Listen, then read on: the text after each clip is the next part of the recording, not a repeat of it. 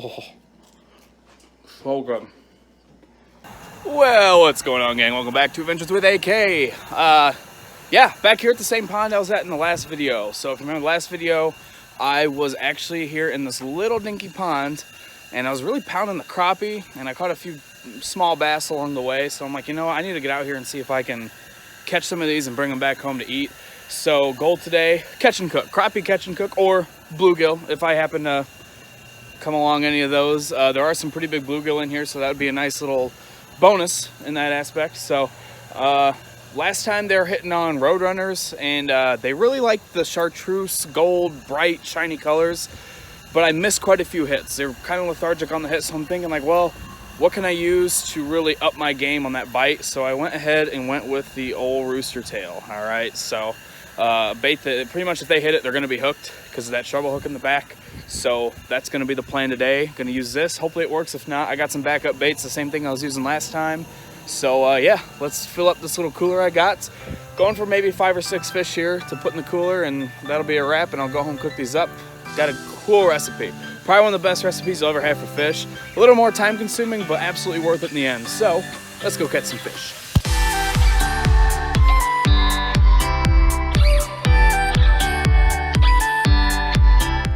Failed to mention in the intro, it is cold today. We've had a week of cold front. It's like 42 degrees right now. Wind's blowing about 30 miles an hour. So not the ideal scenario to be fishing in, but if there's one thing I've learned about crappie, they are kind of goofy when it comes to this weather pattern, especially if they're starting to spawn. So that being said, you can catch them on these nasty days, but I don't know. We'll see. We'll see, we'll see, we'll see.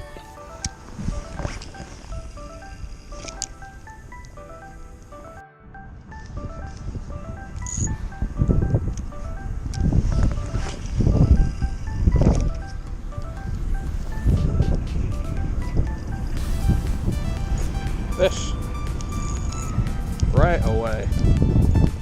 Looks like another bass. Or not, nope, that's a crappie. There we go. We're in business. Need to get them in. That's a nice fat crappie, man. That is what I'm talking about. That is what we're doing out here.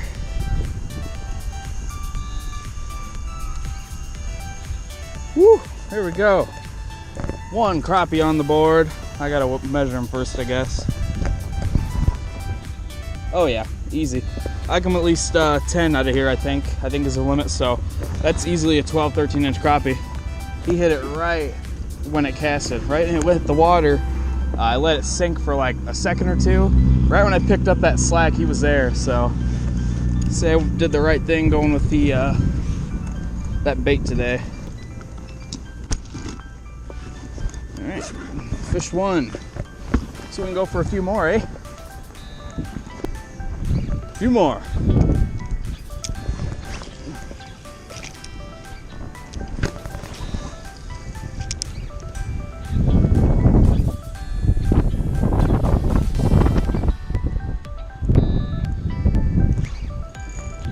There's one.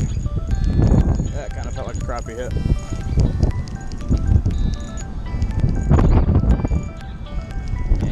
Be correct. Please stay on. Another nice fat crappie. That's what we're after, baby. All right. Boom. Crappie number 2. One hooked here.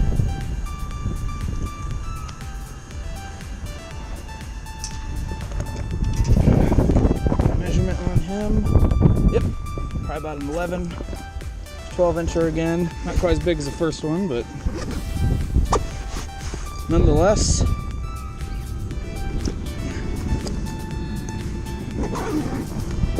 All right, let's see if we can get a couple more.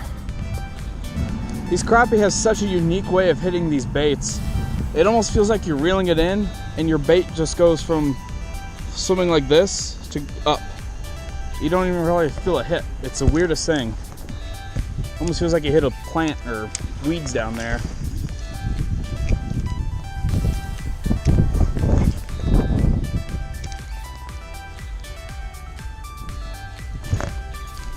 I don't know what that one is. That looks like a crappie. They are like right on the bank. That's insane.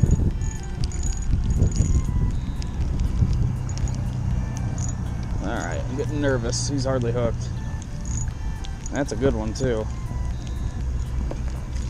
Oh, oh baby. Pig. Another big one. That's probably the biggest one for today.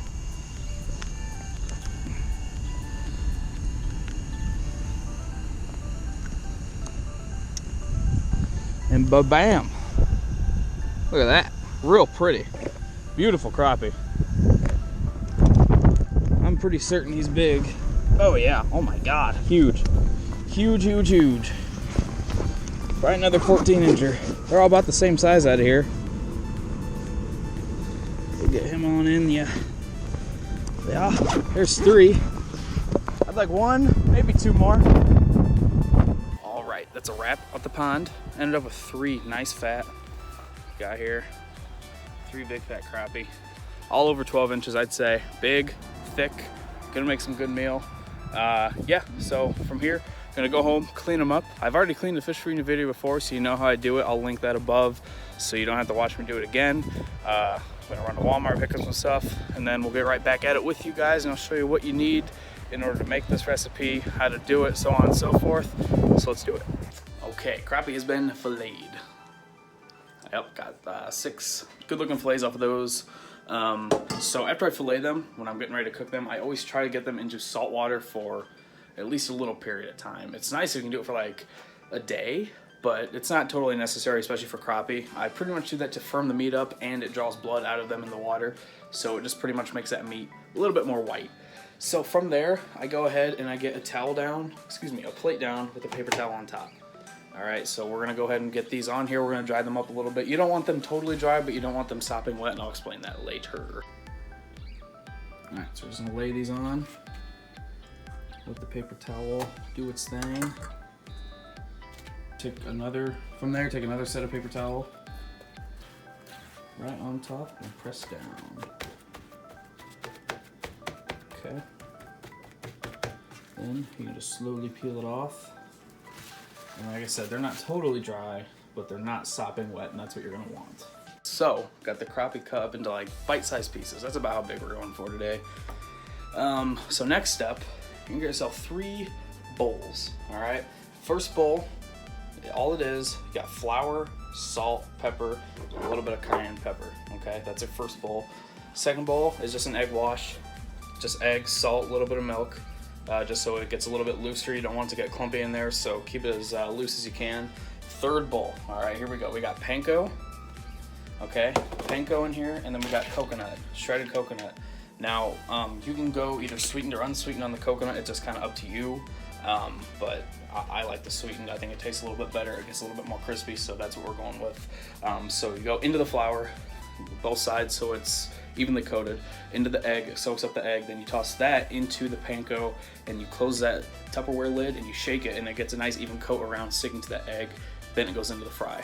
So I'm pan frying it today. Got a skillet. Got a little bit of oil in there. You can deep fry this too. I don't have a deep fryer, so this is what I'm gonna do today. I think it tastes good either way. Deep fry gets a little bit more even cook, but this is still really good. So let's hop right into it.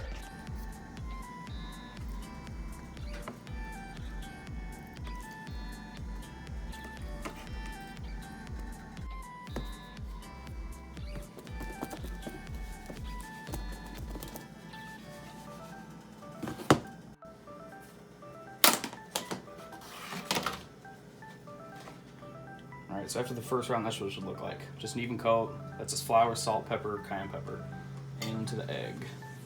You can usually do about 2, maybe 3 of these at a time in the egg wash. Then I just take this spoon, dip them in, fork, dip them in. Alright, from there, let it run off into the panko.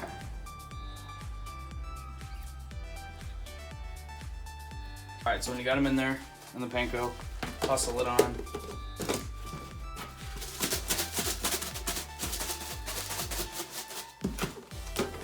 Give it a good shaking, and that's what it's going to look like on the other side. Alright, it's evenly coated, panko, coconut. And I'm just gonna get them all on a plate, ready to go, and then we'll put them in the fryer.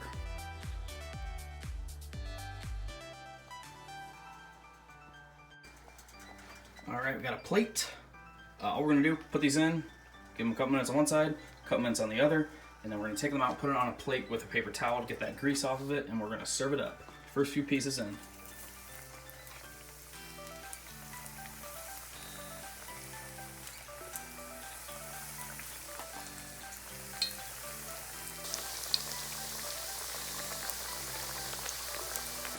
That's the color we're going for right there, that golden brown. It's firm, it's tough, it's gonna be good. It's real crunchy on the outside, soft and flaky on the inside. Real good. Here's what some finished ones look like. Oh baby. Damn. As far as serving goes, unless you're just serving it to a bunch of drunk assholes at a fish fry or something, coleslaw, Hawaiian roll, I mean, you can't go wrong with that combo. Looks good. Real crispy, obviously. I mean, golden brown, got the right color. It's perfect. I mean, listen to this. Oh, so good. You got the sweet. It's hot. Hang on.